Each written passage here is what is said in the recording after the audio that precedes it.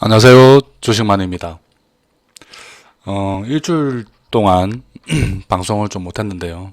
개인적으로 좀 바쁜 일도 좀 있었고, 시장도 그렇게 뭐 특이할 장만큼은 뭐 이렇게 따로 멘트를 해야 될 만큼의 큰 변동은 없었던 것 같습니다. 물론 저번 주 대비 시장이 좀 상승으로 끝났긴 끝났습니다. 그리고 역시 2600 깨지 않고 다시 반등으로 나서고 있죠. 그래서 현재 상태는 2800하고 2600 사이에서 그냥 박스권 흐름이 계속되고 있습니다. 그래서 2800을 뚫고 올라가기에도 만만치 않아 보이고 2600을 뚫고 내려가기도 만만치 않아 보이는 그냥 소강 상태 정도라고 볼 수 있습니다. 코스피는 금요일날 0.4% 올랐고 코스닥은 0.97% 올랐습니다.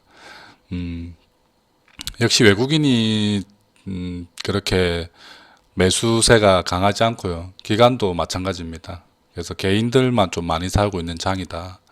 지금 환율이 1211원대 정도 유지하고 있는데 장중 한때는 1250원 근처까지 갔었다가 지금 내려온 상태고요. 이렇게 환율이 조금 안정적으로 이렇게 한 1100원대 정도까지 내려오게 된다면은 외국인들도 적극적으로 이렇게 이제 매수세로 들어올 수 있습니다. 그래서 1250원대 고점을 찍고 서서히 안정세로 내려오면서 1100원대로 진입하게 되는 국면으로 바뀌게 되면은 외국인들도 이렇게 서서히 들어올 수 있다. 그래서 현재 상황은 그렇게 나쁘지 않은 상황입니다. 러시아 우크라이나 사태도 조금 소강 상태로 들어가고 있고요.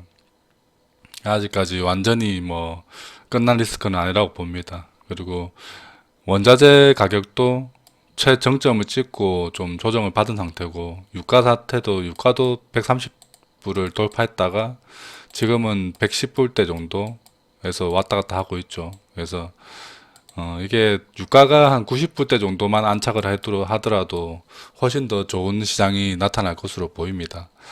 앞으로 뭐 베네수엘라 제재도 뭐 풀어준다는 얘기가 나오고 이란 핵 협상도 진행하고 있다고 하죠. 그런 부분 그리고 중동의 증산 가능성을 얘기하고 있고요. 미국도 계속 손 놓고 있기에는 인플레이션이 강해지고 있기 때문에 미국 자체적으로도 시엘가스 생산을 좀 증산하지 않을까 생각됩니다.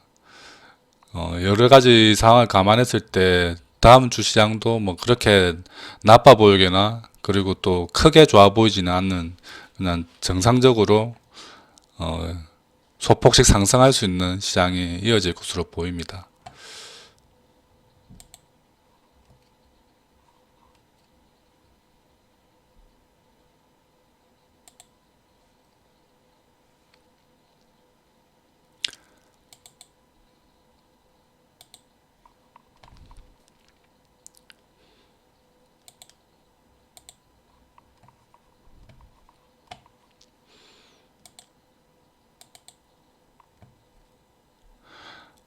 코스피도 마찬가지로 뭐 나쁘지 않았습니다. 삼성전자가 조금 하락하기는 했으나 전반적으로 다 좋았고요.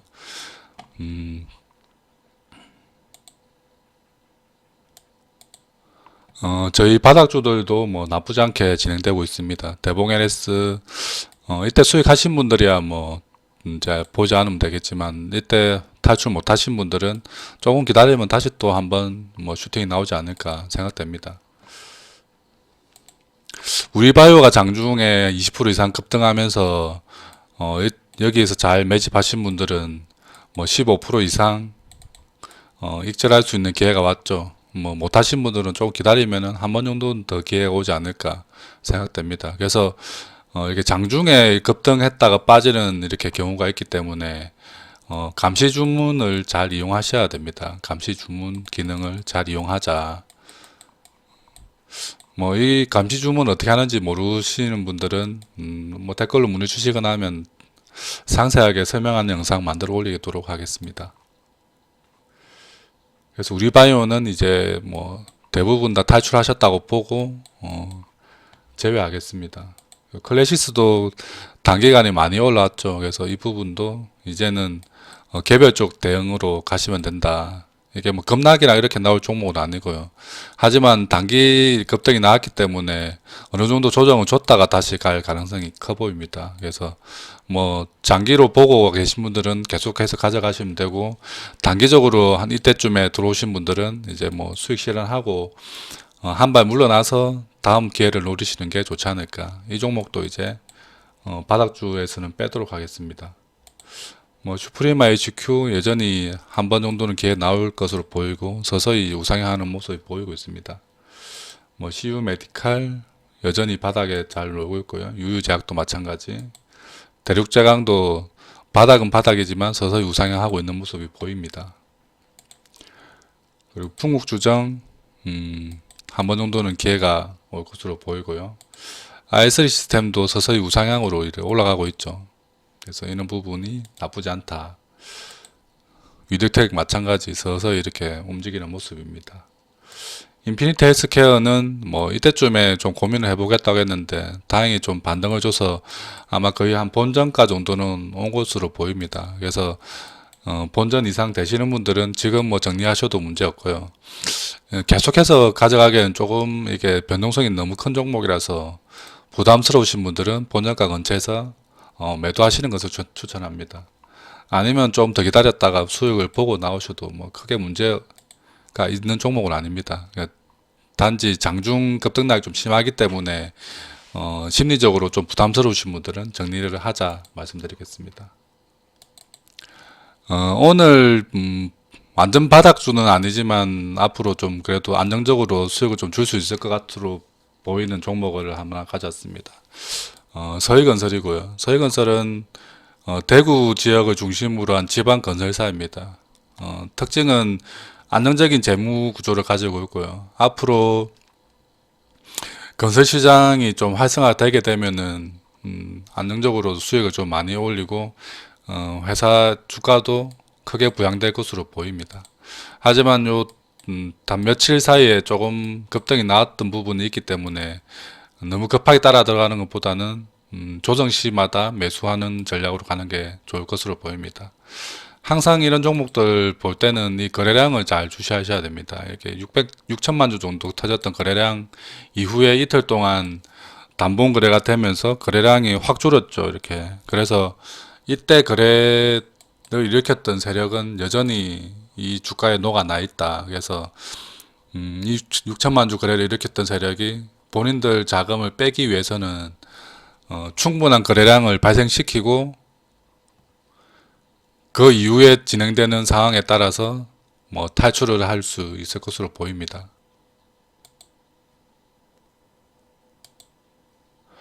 그래서 뭐 그런 부분 감안했을 때는 뭐 충분한 거래량이 터지기 전까지는 조금 기다려 볼 수 있다. 차분하게.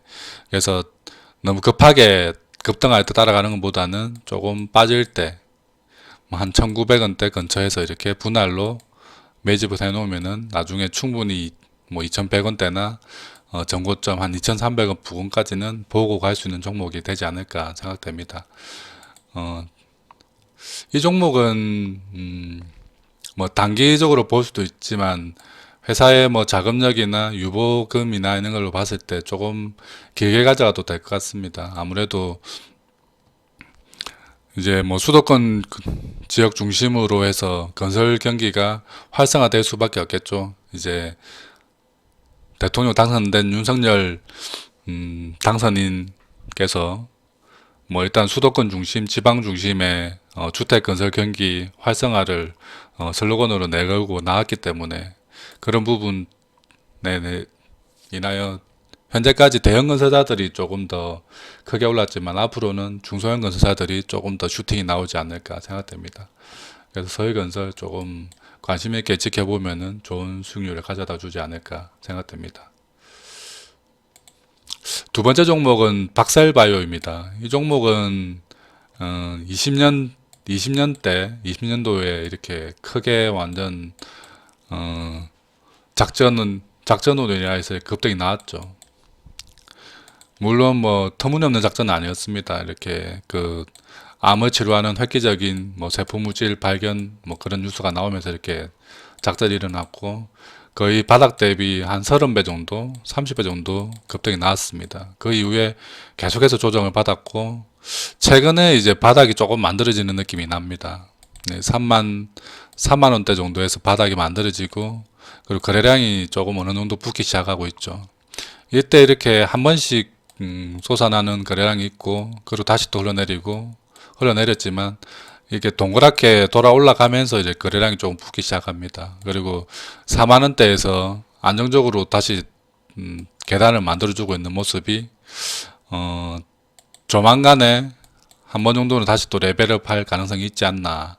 그러면 저희는 뭐 크게 높은 곳까지 바라지 않고 이 전고점 한 7만 원대까지 정도 보고 이렇게 모아 나가면은 괜찮은 종목이 아닐까.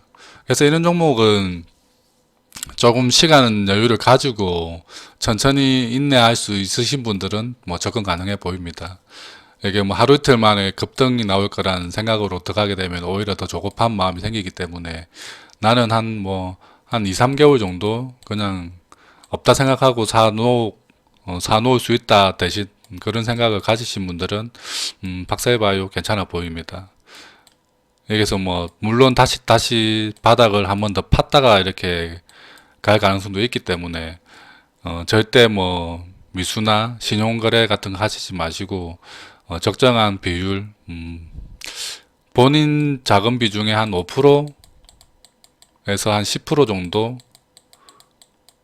이렇게 분할로 매수해서 기다려 보시는 게 좋지 않나 생각됩니다. 그래서 한 요 정도에 사서 나중에 좀 그게 뭐 2달이 지날지 3달이 지날지는 모르지만 저는 75,000원은 꼭 터치한다고 보고 있기 때문에 사신 분들은 한 75,000원 정도에 그냥 매도 걸어 놓으면 됩니다. 이것도 뭐 자동 감시 주문하시면 되겠죠.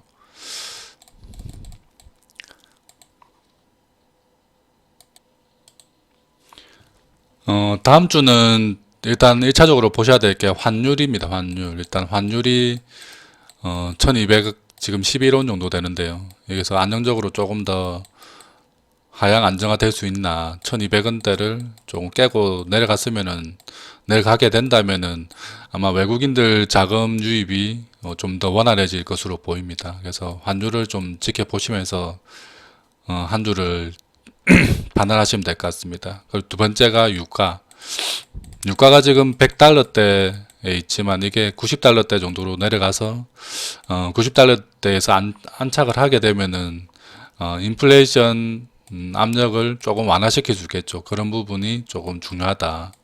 유가 하락 안정을 위해서 여러 가지 지금 논의되고 있는 것들이 많죠. 이란 핵협상, 아까 얘기했던 것들처럼 베네수엘라, 다시 뭐 제재 완화 이런 것들을 봤을 때 유가는 좀 하락 안정세로 이제 돌아가지 않나 생각됩니다. 유가가 하락 안정세가 되게 되면은 전반적인 원자재들도 조금 하락 쪽으로 내려갈 수 있습니다. 뭐 급락까지는 아니지만 이렇게 서서히 하락하는 모양으로 만들어질 수 있고요. 그렇게 되면은 미국 시장의 금리 인상 기조가 급하게 올라갈 것에서 서서히 올라가는 방향으로 바뀌겠죠. 그러면 전반적인 주식시장에는 조금 평화로운 시장이 될 수 있다 생각됩니다. 요것들 좀 유념하시고 다음 주 시장 판단하시면 될 것 같습니다. 다음 주에도 모두 성공 투자 기원하겠습니다. 지금까지 주식만이었고요. 구독, 좋아요 많이 부탁드립니다.